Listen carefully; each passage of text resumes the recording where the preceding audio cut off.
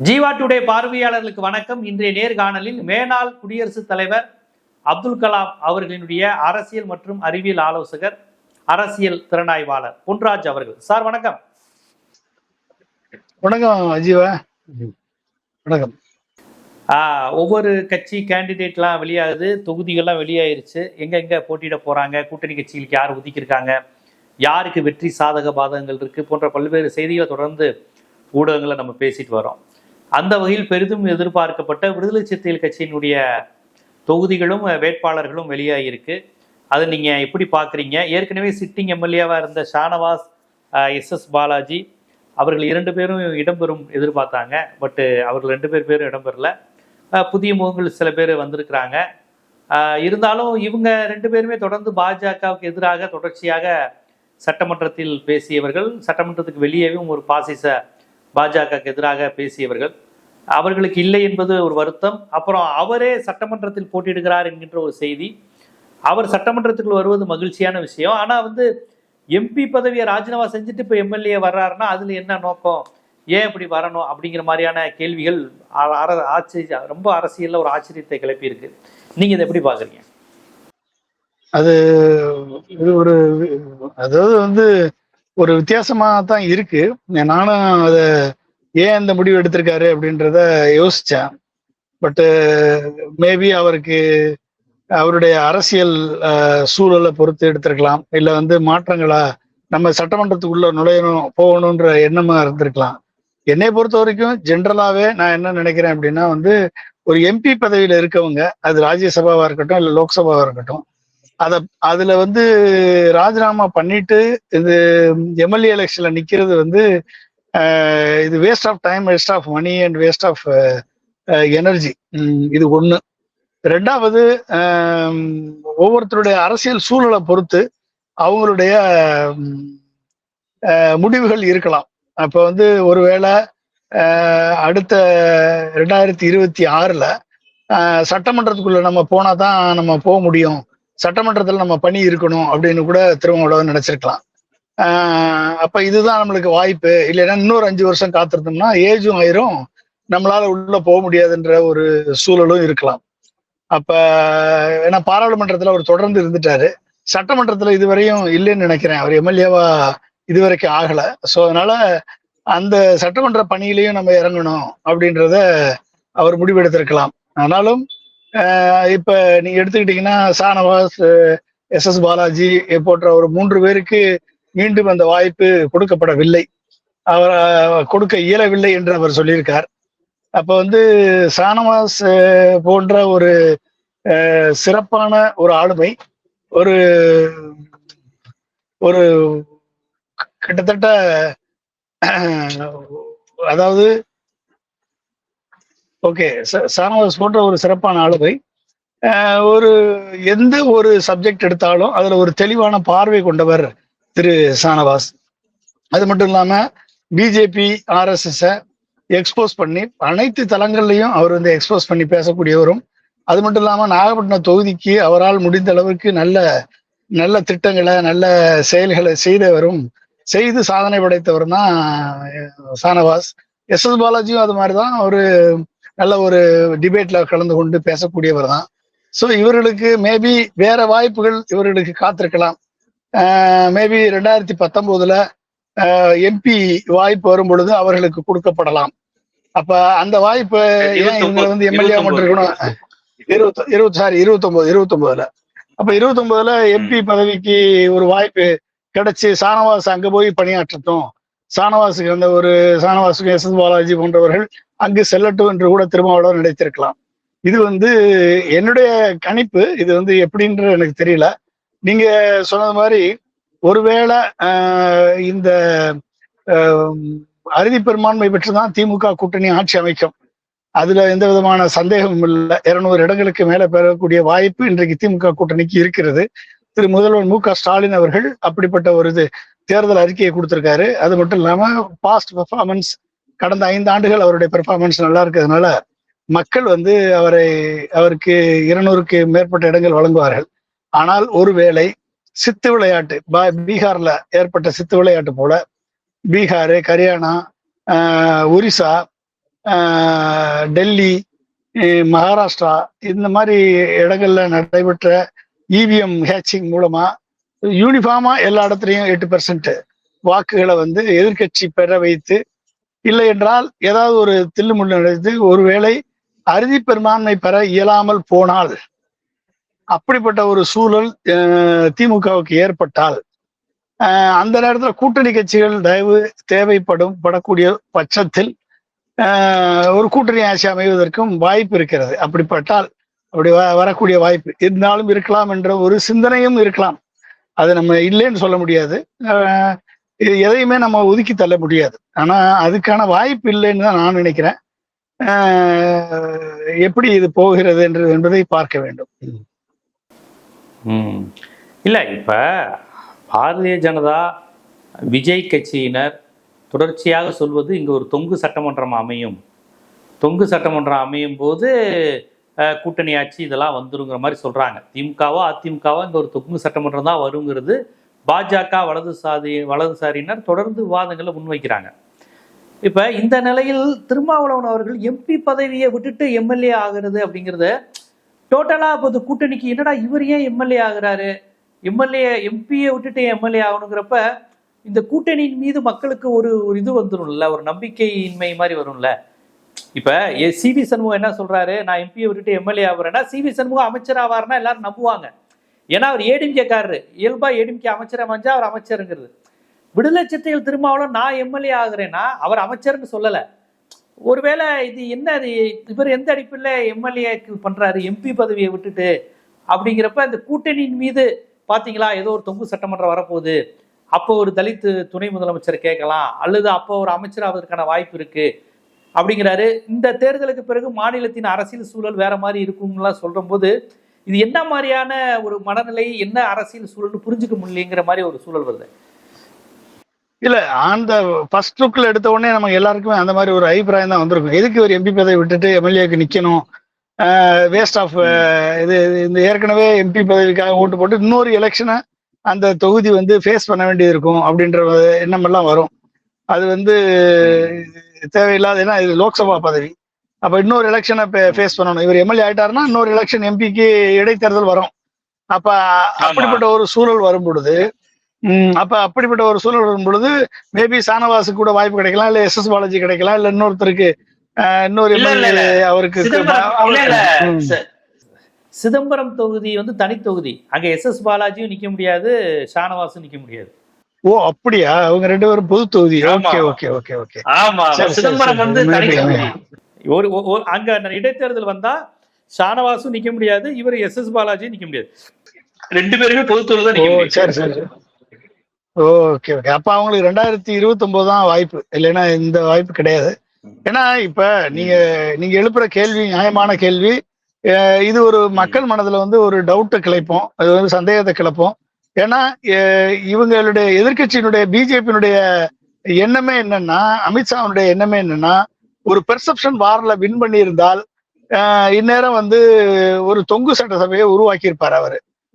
Through EVM மூலமாகவும் SIR மூலமாகவும் EVM hatching மூலமாகவும் ஒரு தொங்கு சட்டத்தை உருவாக்கி, அதுக்கு தான் விஜயை நீங்க இவங்க தனியா நிக்க வைக்கிறாங்க. விஜய் வந்து நீங்க நல்லா தெரியுமே உங்களுக்கு, 2 இடத்துல நிக்கிறாரு விஜய் அப்படின்னா, உங்களுக்கு அவர் தேர்ந்தெடுத்த தொகுதி இங்க கிறிஸ்டியன்ஸ் அதிகமா இருக்கக்கூடிய தொகுதி, ஜாதி பின்புலம் மத பின்புலம் இருக்கக்கூடிய தொகுதி. இந்த 2 தொகுதியை தேர்ந்தெடுத்து விஜய் நிறுத்தப்பட்டிருப்பதிலே உங்களுக்கு தெரியும், இது பிஜேபியினுடைய வேலை, இது பிஜேபியினுடைய எண்ணம் செயல்பாடு அப்படின்னு உங்களுக்கு நல்லா தெரியும். அதாவது வந்து கிறிஸ்தவ மக்களது வாக்குகளை திமுக கூட்டணியிலிருந்து பிரிச்சிடும் நாங்க, விஜய்க்கு வந்து கிறிஸ்தவ ஜோசப் விஜய் என்று சொல்வதனால அவருக்கு வந்து கிறிஸ்தவ மக்கள் வாக்குகள் செலுத்தி விட்டார்கள் என்று சொல்லி ஜோசப் விஜய்க்கு வந்து ஒரு கணிசமான அளவுல தொகுதிகளை வந்து வெற்றி பெற்று, அதே நேரத்துல பிஜேபியும் ஒரு சில கணிசமான தொகுதிகளில் வெற்றி பெறுவதற்கான வாய்ப்பை உருவாக்கி, ஏடிஎம்கே அப்ப 3 பேர் சேர்ந்தா ஒரு கூட்டணி ஆட்சி அமைகிற மாதிரியான ஒரு கால்குலேஷனை கொண்டு வர வேண்டும் என்பதுதான் அமித்ஷாவுடைய விருப்பம். அப்ப அந்த விருப்பத்துக்கு தான் வந்து இன்னைக்கு விஜய் தனியாக இன்னைக்கு விஜய் கூட்டு பார்த்தாரு, ஒருத்தரும் போகலன்றது ஒரு விஷயம். 2வது இன்னைக்கு தனியா நிக்கிறதுக்கு காரணம் அது பிஜேபியினுடைய திட்டமிட்ட ஒரு பிளான் தான். அதுபடிதான் வந்து அவருடைய செயல்பாடுகள் இருக்கிறது. இவர் வந்து பிஜேபியினுடைய பி டீமே கிடையாது, பிஜேபியுடைய டைரக்ட் டீம் தான் இந்த விஜய் என்பவர். எனவே வந்து அவரது செயல்பாடுகள் வந்து ஒரு ஏடிஎம்கே ஒரு 60 நாம் 50 சீட்டு, பிஜேபி கூட்டணி என்டிஏ கிட்டத்தட்ட 56 சீட்ல நிக்கிறாங்க. அவங்க ஒரு 30 சீட்டு. அப்ப 60 70 30னா 100 சீட் ஆயிடுச்சு. 60 சீட்டு ஏடிஎம்கே, 30 சீட்டு பிஜேபி, 20 சீட்டு விஜய். அப்படின்னா வந்து இவங்க கூட்டணி ஆட்சி அமைச்சிடலாம், பிஜேபியினுடைய ஆட்சியை டைரக்ட் ஆட்சியை கொண்டு வந்துடலாம் என்பதுதான் அவருடைய திட்டம். அப்ப அப்படிப்பட்ட ஒரு திட்டத்துல வந்து வரும் பொழுது அதை செய்யணும் அப்படின்னா டிஎம்கே கூட்டணி அறுதி பெரும்பான்மை பெறவிடாமல் தடுக்க வேண்டும். அப்ப டிஎம்கே கூட்டணியே அறுதி பெரும்பான்மை பெற முடியல. அப்ப டிஎம்கே கூட்டணியே 100க்குள்ள, அதாவது ஒட்டுமொத்த திமுக மட்டும் இல்ல, ஒட்டுமொத்த திமுக கூட்டணியை 100க்குள்ள கொண்டு வரணும் அப்படின்றதான் வந்து அமித்ஷாவுடைய திட்டம். இப்ப அந்த திட்டத்தை இவர்கள் செயல்படுத்துவார்களா என்பது இப்போது எனக்கு சந்தேகமா தான் இருக்கிறது. ஏன்னு சொன்னால் பெர்செப்ஷன் வார்ல கிட்டத்தட்ட 50% மேல இன்னைக்கு திரு மு.க. ஸ்டாலின் அவர்கள் அலையன்ஸை வந்து நிரூபிச்சிருக்கார். அப்ப அவருக்கு ஆன்டி இன்கம்பன்சி அதுன்னு எடுத்தா கூட 45% வாக்குகளை திமுக கூட்டணி பெறும். அந்த நேரத்துல திமுக கூட்டணி 30% தான் பெற்றுச்சு, ஏடிஎம்கே கூட்டணி 40% வாங்கிருச்சு, ஏடிஎம்கே கூட்டணி வெற்றி பெற்று விட்டது சொன்னால் ஒரு மக்கள் ஒருத்தரும் நம்ப மாட்டார்கள். எனவே இந்த பாச்சா பலிக்காது என்றுதான் நான் நினைக்கிறேன்.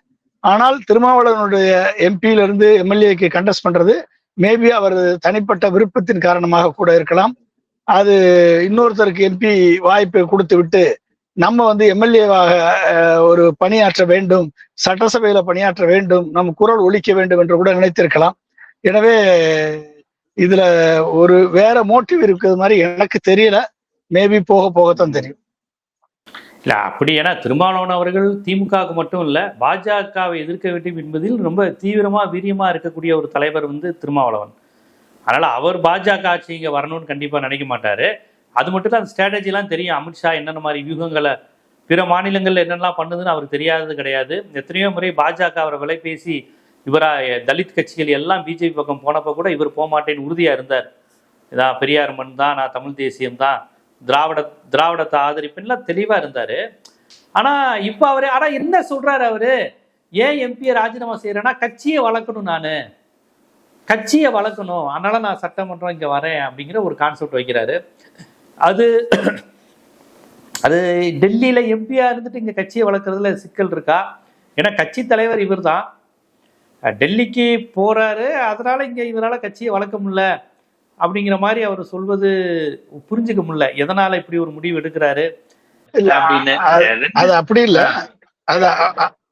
அது அப்படி இல்ல. அதாவது வந்து டெல்லிக்கு வந்து ஆற்றக்கூடிய பணிகளை வந்து இது வரைக்கும் அவர் சிறப்பா ஆற்றியிருக்காரு. டெல்லியில பாராளுமன்றத்துல அவர் ஆற்றக்கூடிய பணிகள், அவருடைய ரெப்ரசன்டேஷன், அவருடைய இதெல்லாம் வந்து அவர் சிறப்பா கான்ட்ரிபியூட் பண்ணியிருக்காரு. அன்புமணியை விட பெட்டரா பண்ணியிருக்காரு, ஃபார் பெட்டர் தான் அன்புமணி. ஏன்னா அன்புமணி சபைக்கே போகாதவர், ஒரு கேள்வி கூட கேட்காதவர். ஆனா திருமாவளவன் அப்படி கிடையாது. திருமாவளவன் ரவிக்குமாரும் they've done the wonderful job as a MP. ஆனா சட்டசபையில ஒரு எம்எல்ஏவாக இருப்பது, ஒரு வாய்ப்பு வந்தால், ஒரு கூட்டணி மந்திரி சபை அமைக்க வேண்டிய சூழல் வந்தால் அமைச்சராக கூட வாய்ப்பு இருக்கலாம். ஆனா அதை நினைப்பாரான்னு தெரியல எனக்கு. பட் அந்த வாய்ப்பு இருக்கு. ஆனா சட்டசபையில எம்எல்ஏவா இருக்கிறது கூட்டணி மந்திரி சபை இல்ல கூட்டணி மந்திரி சபைங்கிற கான்செப்ட் இப்ப எல்லாருமே இதை பேச ஆரம்பிச்சிட்டாங்கல்ல. திருமாவளவன் ஏன்பா எம்பி பதவி விட்டுட்டு எம்எல்ஏ வர்றாரு, அப்ப இந்த கூட்டணி வந்து அறுதி பெரும்பான்மை வராதோ, ஏதோ கூட்டணி சபை மாதிரி வரும், அது பயன்படுத்திக்கலாம் நினைக்கிறாரோங்கிற மாதிரியான ஒரு பேச்சு வியூகத்துக்கு ஒரு வழி வகுத்துருச்சுல. இப்ப இவர் வந்து இவர் பதவி ராஜினாமா செஞ்சது தானே எல்லாருக்கும் இதாச்சு. ரெண்டு விஷயம், என்ன ஷானவாச காணாங்கிறதும், இன்னொன்னு எதுக்கு அண்ணனே நிக்கிறாங்க, எம்பி பதவி தான் இருக்கே அப்படிங்கிற அந்த ரெண்டு விஷயம். இப்ப சிவி சண்முகம் என்ன சொல்றாரு, நான் எம்பி பதவியா இருந்தாலும் எம்எல்ஏ ஆகி மினிஸ்டர் ஆயிருவேங்கிறாரு. அது வந்து அந்த கூட்டணிக்கு பாசிட்டிவ். ஏன்னா ஏடிஎம்கேக்காரர் பேசுறாரு, கூட்டணி கட்சியில இருந்து எம்எல்ஏ ஆகுறாரு அப்படிங்கிறப்ப, எம்எல்ஏ ஆகுறாருன்னா அப்ப எம்பியை விட எம்எல்ஏ சின்ன போஸ்ட் தான், அப்ப மினிஸ்டர் ஆக வாய்ப்புனா அப்ப ஏதோ கூட்டணி பலத்துலதான் ஆட்சி அமைய போதா, பலவீனமா இருக்காங்கிற ஒரு பார்வை வந்துரும்ல. இப்ப நீங்க பேசும்போதே நம்ம 2 தடவை அதை நீங்க பேசுற மாதிரி ஆயிடுச்சுல. மந்திரி ஆகலாம், கூட்டணி சபைன்னு வந்துருச்சுல, அந்த அது தோற்றவர். அந்த பெர்செப்ஷன் கிரியேட் ஆகுது. அது வந்து ஒரு வீக்கா தான் இருக்கும், கூட்டணிக்கு வீக்கா தான் இருக்கும். கூட்டணியில கிரிட்டிசிசம் வரும். ஒருவேளை உங்களுக்கு அறுதி பெரும்பான்மை கிடைக்காம போயிருமோ அப்படின்ற ஒரு எண்ணம் வந்து மக்கள் மனதுல வரும். இது வந்து ஒரு அதை வந்து அவர் திருமாவளவன் தான் கிளியர் பண்ணணும், அந்த டவுட்டை கிளியர் பண்ணணும். என்ன, நாங்க வந்து அறுதி பெரும்பான்மை பெறுவோம், நான் வந்து சட்டமன்றத்தில் பணியாற்றுவதற்காகத்தான் நான் வருகிறேனே ஒழிய ஆட்சியில் அதிகாரத்தில் நாங்க கூட்டணி மந்திரி சபை அமையும் என்ற நோக்கத்தில் வரவில்லை என்பதை திருமாவளவன் தான் கிளியர் பண்ணணும் மக்கள் மனதில். அதை கிளியர் பண்ணியாச்சுன்னா டவுட் கிளியர். அது வந்து எண்ணம் வந்து இந்த பெர்செப்ஷன் கிரியேட் ஆயிருக்குன்றது உண்மை, அது உண்மைதான். ஆனா அவர் என்ன சொல்றாரு அதுக்கு விளக்கம், கட்சியை நான் பலப்படுத்தணும், சென்னையில இருந்தாதான் பலப்படுத்த முடியும், கட்சியை வளர்க்கறதுக்கு நான் கொஞ்சம் ஒர்க் பண்ண வேண்டியது இருக்கு அப்படிங்கிற மாதிரி சொல்றாரு. கட்சி கொஞ்சம் நான் கவனிக்க வேண்டிய இடத்துல இருக்கிறேங்கிற மாதிரி அவர் சொல்றாரு. அவரை நான் பார்த்திருக்கேங்க. அவர் வந்து நைட்டு 2 மணி 3 மணி வரைக்கும் அவர்கிட்ட 100 பேராவது 100-150 பேர் அவருக்கு சாப்பிட கூட நேரம் கிடையாதுங்க. அவர் வந்து ஓய்வு இல்லாமல் உழைக்கக்கூடிய ஒரு மிகப்பெரிய ஒரு தலைவர் வந்து திருமாவளவன். அந்த அளவுக்கு வந்து எல்லாருடைய கருத்துக்களையும் கேட்டு அவங்களுக்கு பதில் சொல்லி அவங்க கூப்பிடுற நிகழ்ச்சிகளுக்கு சென்று தன் கருத்துக்களை வலிமைப்படுத்தி ஒரு மிகப்பெரிய ஒரு கூட்டத்தை வந்து ஒரு நல்ல ஒரு அரசியல் அமைப்பாக உருவாக்கியிருக்காரு. அது வந்து சாதாரண வேலை இல்லை. அதாவது வந்து எத்தனையோ பேர் அவர் வந்து கூட்டத்துக்கு போனாருன்னா கையெல்லாம் கிழிச்சு வச்சிருவான், கையெல்லாம் அமுக்கி வச்சிருவான், கையெல்லாம் வந்து புண்ணாயிரும். அப்ப வெளியே வந்து சட்டையை கழுத்து பார்த்தா வெறும் ரத்த காயமா ரத்த கரையா இருக்கும். அதெல்லாம் தாங்கிக்கிட்டு அவர் வந்து காலில் வீக்கம், கையில இத்தனையும் தாங்கிக்கிட்டு இந்த ஒட்டுமொத்த விடுதலை சிறுத்தைகளை வந்து ஒரு பக்குவம் பெற்ற ஒரு அரசியல் அமைப்பாக அவர் உருவாக்கி இருக்காரு அப்படின்னா அது வந்து லேசான கான்ட்ரிபியூஷன் கிடையாது. மேபி அவர் எடுத்த முடிவு வந்து அவரை பொறுத்தவரை இது சட்டமன்றத்துல இருந்தால்தான் நாம் வந்து கட்சியை அடுத்த நிலைக்கு வளர்க்க முடியும், அடுத்த தலைவர்களை உருவாக்க முடியும், அந்த ஒரு ஸ்ட்ரக்சரை வந்து நம்ம கிரியேட் பண்ண முடியும். இந்த சான்ஸை விட்டோம்னா திரும்பி நம்ம எம்பியாவே போய் அங்க உட்கார்ந்துருந்தோம்னா அதனுடைய அந்த நேரங்கள்லாம் நம்மளுக்கு வந்து வேஸ்டா போயிடும். இதுக்கு பதிலா இன்னொருத்தர் நம்ம எம்பி ஆக்கிடுவோம், நம்ம வந்து இங்க இறங்கிடுவோம்னு நினைச்சிருக்கலாம்.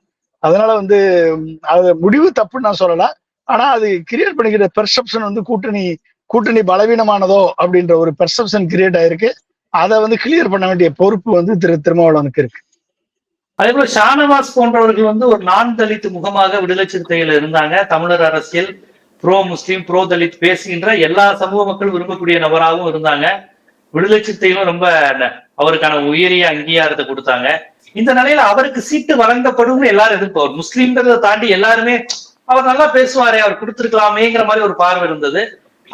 அது மறுக்கப்பட்டதுக்கு பின்னாடி எதுவும் அரசியல் இருக்கிறதா நினைக்கிறீங்களா? அரசியல் இருக்கதா நான் நினைக்கல. அவருக்கு வந்து திறமை இருக்கிறது, அவருக்கு வந்து ஒரு ஆளுமை இருக்கிறது, அவருக்கு இன்னொரு வேற வாய்ப்பை கிரியேட் பண்ணி கொடுக்கலாம் என்று கூட நினைத்திருக்கலாம். மேபி அந்த வாய்ப்பு வரும் பொழுது அவர் ராஜ்யசபா எம்பியா கூட ஆகலாம். அப்ப வந்து அந்த வாய்ப்பை வந்து அடுத்த ரொட்டேஷன்ல அடுத்தவர்களுக்கும், ஏன்னா பிகாஸ் இது வந்து ஒரே ஆள் வந்து எம்எல்ஏவே இருந்துகிட்டே இருக்குது, நல்லா இருக்காது. இன்னும் மற்றவர்களுக்கும் வாய்ப்பு கொடுக்கணும்ன்ற ஒரு நல்ல எண்ணத்தில் கூட இருக்கலாம். இது ஆளூர் ஷானவாஸ் கூட தெரிஞ்சிருக்கலாம், தெரியல. மேபி அவருக்கு வந்து கண்டிப்பா அவருடைய திறமைக்கும் அவருடைய ஆளுமைக்கும் கண்டிப்பா அவருக்கு அடுத்த சான்சஸ் வந்து திருமாவளவன் உருவாக்கி கொடுப்பார் என்றுதான் நான் கருதுறேன். என்னை பொறுத்த வரைக்கும் அப்படிதான் நான் நினைக்கிறேன். ஓகே, ஒரு ராஜ்யசபா மாதிரி 2028 அந்த மாதிரி டயத்துல அவருக்கு கொடுக்க வாய்ப்பு இருக்குன்னு நினைக்கிறீங்க? கொடுக்க கண்டிப்பா வாய்ப்பு இருக்கு. அவருடைய குரல் வந்து இங்க இருந்த மொழிச்சா மட்டும் போதாது, அது டெல்லியில போய் ஒழிக்கணும்ன்ற நினைக்கலாம். திருமாவளவன் அதை உறுதி செய்வார் என்றுதான் நான் நினைக்கிறேன். ஓ, இப்ப இந்த பார்வையா இருக்கலாம். ஏன்னா இப்ப இந்த இடைத்தேர்தலில் அவர் நிக்க முடியாது தனி தொகுதிங்கிறதுனால. ஒருவேளை 2028ங்கிற மாதிரி சமயத்துல ராஜ்யசபா டெல்லிக்கு அனுப்ப கூட பிளான் பண்ணலாம். ஏன்னா ராஜ்யசபாவுக்கு வன்னியரசு பேர் தான் அடிபட்டது. வன்னியரசு ராஜ்யசபா போகிறேன்னா கடந்த முறை அவர் எம்எல்ஏ தோத்துட்டாருனால எப்படியா அவர் ராஜ்யசபாவுக்கு அனுப்பிடணும்னு பேர் அடிபட்டது. ஆனா அவர் இப்ப இந்த லிஸ்ட்ல வர்றாரு, எம்எல்ஏ கேண்டிடேட்ல இப்ப இறங்குறாருங்கிறப்ப நீங்க சொன்ன மாதிரி கூட இருக்க வாய்ப்பு இருக்கு. அதனால கூட தடுத்திருக்கலாம். வன்னியரசுக்கு ஒரு வாய்ப்பு. வன்னியரசும் திறமையான ஆள் தான், திறமையான நபர் தான், ஆதாரங்களோட பேசக்கூடியவர். அவருக்கு அந்த சட்டமன்ற உறுப்பினராக கூடிய வாய்ப்பை மீண்டும் கொடுத்திருக்கிறார். அண்ட் கண்டிப்பா அவருக்கு போன முறை தோற்றாலும் இந்த முறை வெற்றி பெறுவதற்கான வாய்ப்புகள் இருக்கிறது. அவரை உள்ள கொண்டாடணும். எனவே இது வந்து ஒரு எல்லாருக்குமான ஒரு வாய்ப்பை உருவாக்கி கொடுப்பதுல வந்து திருமாவளவன் இதுல செயல்பட்டு இருக்காருன்னு நினைக்கிறேன். யாருக்கும் வாய்ப்பு மறக்கப்படும் என்று அவர் எண்ணியிருக்க மாட்டார். திறமையானவர்களுக்கு சரியான வாய்ப்பை அவர் ஏற்படுத்தி கொடுப்பார் என்றுதான் நான் கருதுகிறேன். விடுதலை சிறுத்தைகளை பொறுத்தவரை சாதி ஒழிப்பு, தமிழர் அரசியல், ஈழ அரசியல், பிற்படுத்தப்பட்டவர்களுக்கான இடஒதுக்கீடு உரிமைன்னு எல்லா முற்போக்கு தளங்களிலும் வீரியமாக இயங்குகின்ற ஒரு கட்சி, அதன் தலைவர். அவர் எடுத்த இந்த முடிவு நேற்று இரவில் இருந்தே பலருக்கும் ஒரு வியப்பில் ஆழ்த்தியது. நாடாளுமன்ற உறுப்பினர் பதவியை ராஜினாமா செய்கிறாரா, ஏன் அப்படின்னு பலரும் பதட்டப்பட்டாங்க. என்னன்னு புரியலன்னாங்க. ஆனால் அவரும் விளக்கம் கொடுத்திருக்கிறார். நீங்களும் இது இப்படியாக இருக்கலாம், இந்தந்த காரணங்களுக்காக இப்படி செய்திருக்கலாம் போன்ற பல்வேறு விஷயங்களை உங்களது அரசியல் பார்வையிலிருந்து அவர் மீது நீங்கள் வைத்திருக்கக்கூடிய நம்பிக்கை, திருமாவளவன் மீது நீங்கள் வைத்திருக்கக்கூடிய அன்பு, மரியாதை, நம்பிக்கையின் அடிப்படையில் பல்வேறு கருத்துக்களை முன் வச்சிருக்கீங்க. பார்ப்போம் என்ன மாதிரி அரசியல் மாற்றங்கள் வரப்போகுதுங்கிறத நம்ம பொறுத்து தான் பார்ப்போம். நன்றி. தேங்க்யூ.